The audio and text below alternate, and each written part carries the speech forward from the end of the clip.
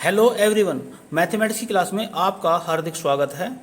हम GIC mathematics pre का जो एग्ज़ाम 2021 में हुआ है उसके सॉल्यूशन का अध्ययन कर रहे हैं। इससे पहले हमने 7 वीडियो बना दी हैं। ये आज अंतिम और 8वीं वीडियो है। तो आज जो हम इसमें टॉपिक लेकर आए हैं वो रिलेशन से संबंधित है, और रिलेशन से संबंधित इसी में हमने जो इसका पार्ट 5 बनाया था वहाँ पर भी रिलेशन संबंधी क्वेश्चन करे थे।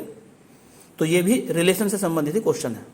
तो क्वेश्चन इस प्रकार से है, let a relation R be defined on the set of non zero rational numbers Q star by a R b if a is equal to 1/b then this relation over Q star is.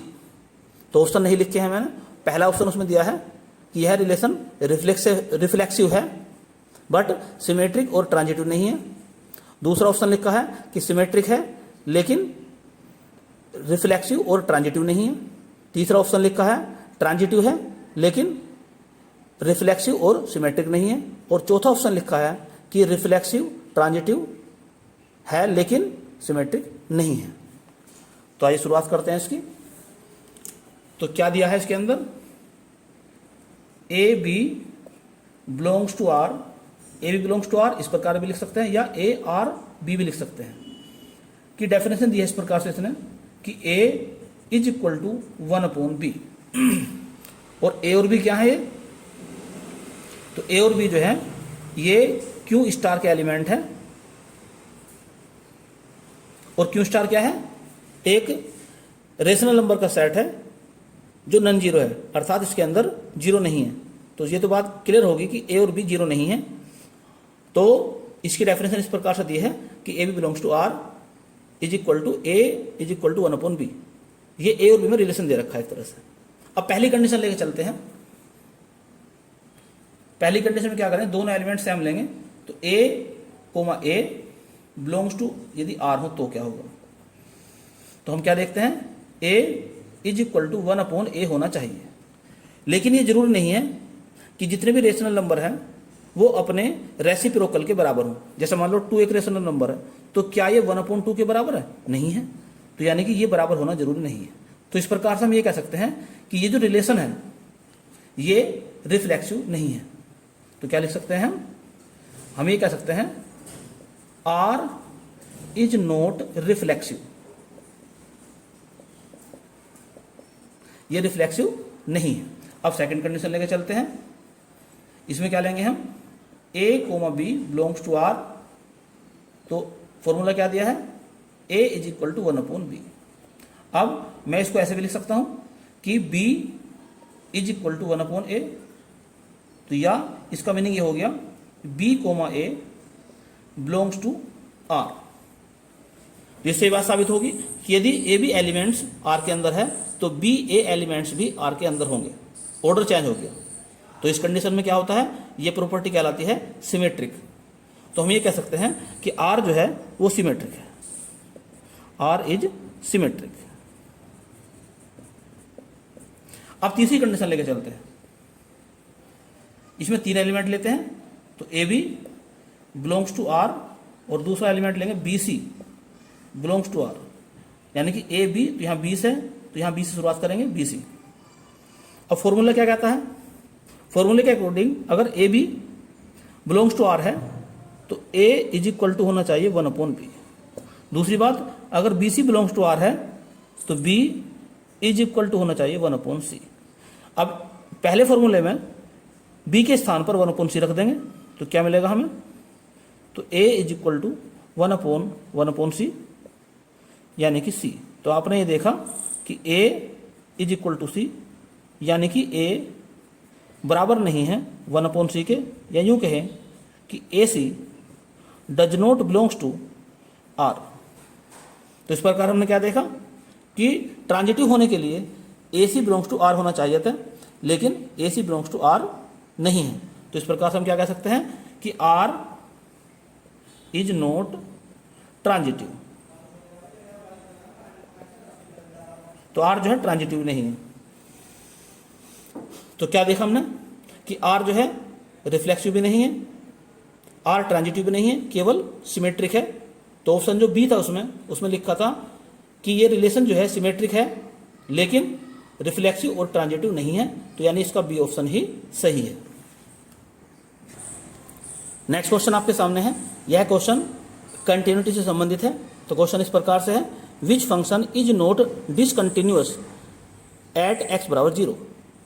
तो क्या question पूछा कि इनमें से कौन सा function जो है वो x बराबर 0 पर डिसकंटिन्यूअस नहीं है, यानी कंटिन्यूअस है। तो हमें बताना कि कौन सा फंक्शन जो है कंटिन्यूअस है। तो इसे करने के दो तरीके हैं, एक तो आप लेफ्ट हैंड लिमिट निकाल लेंगे, राइट हैंड लिमिट निकाल लेंगे, उस फॉर्मूले से कर सकते हैं, और एक तरीका है ग्राफ से आप इसे कर सकते हैं। तो इन तीनों सभी का ग्राफ बना के देखते हैं। तो जो ग्राफ ओरिजिन से पास हो जाएगा तो उस वाले पॉइंट पर कंटिन्यूअस है, और जो ग्राफ ओरिजिन से पास नहीं होगा तो उस कंडीशन में x बराबर 0 पर वो कंटिन्यूअस नहीं होगा। तो यहाँ पर ये आप चाहे ग्राफ से देख लो या वैसे ही, तो tan x जो है इसका ग्राफ जो है ओरिजिन से पास होता है।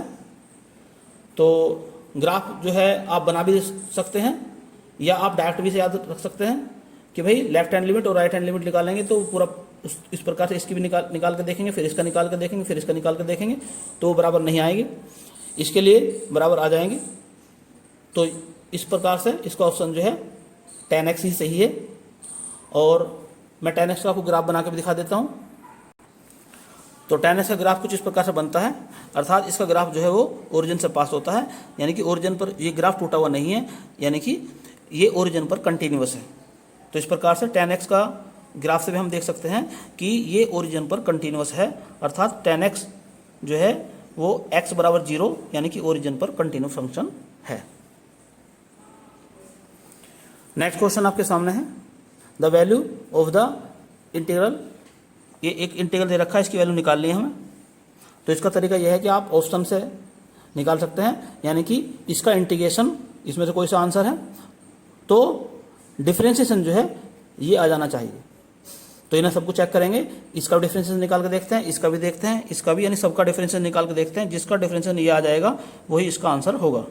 अब जैसे कि सबसे पहले मैं लेके चलता हूँ सी वाला, तो d ओवर dx अंदर है u dv over dx minus v du over dx। तो अंदर जब करेंगे इसको हम डिफरेंशिएशन, इसका तो पहला फंक्शन दूसरे का डिफरेंशिएशन करेंगे, तो u दूसरे का differentiation d square v over d x square पे प्लस लगाएंगे, दूसरा फंक्शन dv ओवर dx,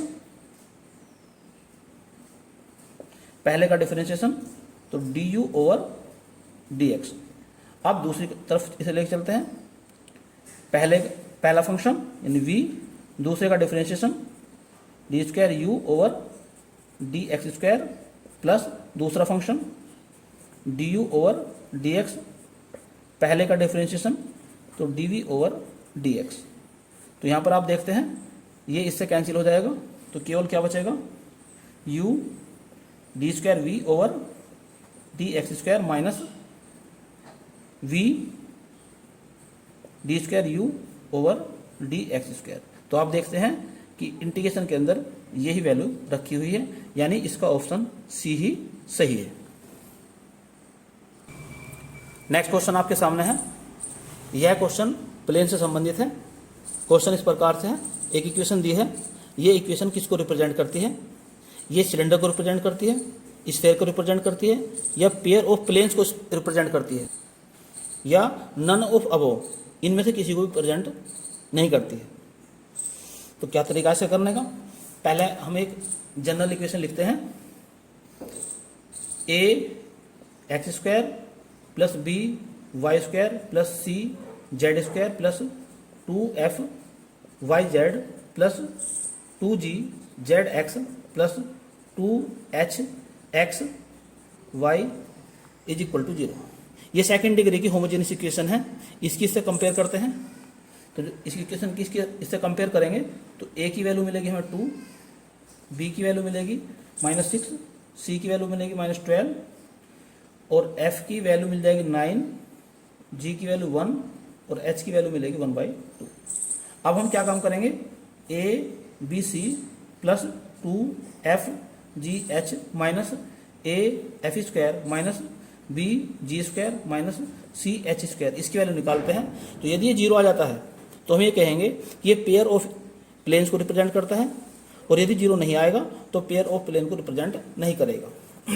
तो वैल्यू पुट करेंगे इसके अंदर, तो 144 प्लस 2 9/2 माइनस 2 इंटू 81 हो जाएगा, minus 6 into 1 minus 12 into 1/4। Solve करने के बाद में ये आ जाएगा 162 माइनस 162 इज इक्वल टू 0, यानी कि इस डिस्क्रिमिनेंट की वैल्यू 0 आ गई है। तो इस प्रकार से हम ये कह सकते हैं कि ये पेयर ऑफ प्लेन को रिप्रेजेंट करता है, अर्थात इसका ऑप्शन जो है सी सही है। नेक्स्ट क्वेश्चन आपके सामने है, if f is a vector point function and s is an open surface bounded by a close curve c, then the tangential line integral of f along c is closed. तो ये बताना है ये statement किसका है, तो directly है ये स्टोक्स थ्योरम का स्टेटमेंट है। तो इसका ऑप्शन जो है बी सही है। नेक्स्ट क्वेश्चन आपके सामने है, यह क्वेश्चन रिमेन इंटीग्रल से संबंधित है। क्वेश्चन इस प्रकार से है, a function is defined in close interval 0 to 2 as follows, f(x) is equal to x और x²। x कब लगेगा, जब x जो है रेशनल होगा, x² लगेगा जब इरेशनल होगा। The value of upper remain integral of f(x) over 0 to 2। तो इसमें हमें अपर रिमेन इंटीग्रल और लोअर रिमेन इंटीग्रल निकालने के लिए एक अलग से मैं वीडियो बनाऊंगा, तो वहाँ पर आपको ये क्वेश्चन भी और इससे संबंधित और क्वेश्चन भी पूरी तरह एक्सप्लेन किए जाएंगे। बस यहाँ पर केवल इसका आंसर आप देख सकते हैं कि इसका आंसर तो आएगा सी, लेकिन इसके अलग से वीडियो बनाकर रिमेन इंटीग्रल की अलग से वीडियो आपको बनाकर आपको सारी डिटेल में एक्सप्लेन किया जाएगा। नेक्स्ट क्वेश्चन आपके सामने है, a particle is moving along a plane curve with uniform speed v, its angular velocity theta dot about a point O in the plane curve, in the plane when it is at some point P of its path is। तो क्या बताना है इसके अंदर, angular velocity बतानी है कि वह एंगुलर वेलोसिटी जो है वो OP स्क्वायर के इनवर्सली प्रोपोर्शनल होगी, या OP स्क्वायर के डायरेक्टली प्रोपोर्शनल होगी, या OP के प्रोपोर्शनल होगी, या OP के इनवर्सली प्रोपोर्शनल होगी। ये बात हमें बतानी है। तो यहाँ पर जो एक रिलेशन होता है एंगुलर वेलोसिटी और लीनियर वेलोसिटी के अंदर रिलेशन होता है कि जो एंगुलर वेलोसिटी है omega is equal to v sine phi upon r। तो यहां से हम देखते हैं omega is directly proportional to 1/r, और r क्या है, ये आपका OP है। तो आप ये कह सकते हैं कि इसकी जो वेलोसिटी है एंगुलर वेलोसिटी वो OP के इनवर्सली प्रोपोर्शनल होगी। तो इसके हिसाब से इसका ऑप्शन डी सही हो जाता है। आप चित्र के द्वारा भी इस बात को थोड़ा सा और एक्सप्लेन कर सकते हैं। तो चित्र के द्वारा आप देख सकते हैं कि किसी कर्व पर एक पॉइंट P है जिसका रेडियल वेक्टर R है, और ये जो रेडियल वेक्टर है ये x अक्ष के साथ में थीटा एंगल बनाता है। तो P के कोऑर्डिनेट जो होंगे पोलर कोऑर्डिनेट हो जाएंगे r थीटा। इस पॉइंट P पर जो वेलोसिटी होगी वो टेंजेंटल होगी, यानी v की जो डायरेक्शन होगी इस पॉइंट P पर टेंजेंटल होगी। और यदि इस टेंजेंट को पीछे बढ़ाया जाए और O से इस पर एक परपेंडिकुलर डाल दिया जाए तो इस परपेंडिकुलर डिस्टेंस होती है P, तथा वेलोसिटी v और रेडियल वेक्टर के बीच जो एंगल बनता है वो कहलाता है फाई। रेडियल वेक्टर के अलोंग जो वेलोसिटी है उसे रेडियल वेलोसिटी कहते हैं, और इसके परपेंडिकुलर जो वेलोसिटी है वो कहलाती है ट्रांसवर्स वेलोसिटी। और रेडियल वेलोसिटी के अलोंग जो यूनिट वेक्टर है उसे ई आर कैप कहते हैं, और परपेंडिकुलर वेक्टर कहते हैं ई थीटा कैप। तो इस प्रकार से आपको समझ में आ चुका होगा कि पी क्या है, फाई क्या है, आर क्या है और थीटा क्या है। तो यानी कि यहाँ पर जो इसका एंगुलर वेलोसिटी है वो ओपी यानी ओ से लेकर पी तक की डिस्टेंस के इन्वर्सली प्रोपोर्शनल है, अर्थात इसका ऑप्शन डी सही है। तो इस प्रकार से जो मैथमेटिक्स जीआईसी का जो प्री एग्जाम हुआ था उसमें 120 क्वेश्चन आए थे और उनमें से 80 क्वेश्चन जो है वो मैथमेटिक्स के थे। तो वे सभी क्वेश्चन हमने आपके सामने एक्सप्लेन किए हैं। उम्मीद करता हूं कि सभी क्वेश्चन आपको अच्छी तरह समझ में आ गए होंगे। आपको यह लेक्चर, ये पूरा एक्सप्लेनेशन कैसा लगा कमेंट्स बॉक्स में लिख के जरूर बताएं, और यदि आपको पसंद आया हो तो उसे लाइक और शेयर भी करें, और यदि चैनल आपने अभी तक सब्सक्राइब नहीं किया है तो चैनल को सब्सक्राइब कर लें और साथ ही साथ बेल आइकन का बटन भी दबा दें ताकि समय समय पर आपको नई नई और महत्वपूर्ण जानकारियाँ प्राप्त होती रहे। धन्यवाद।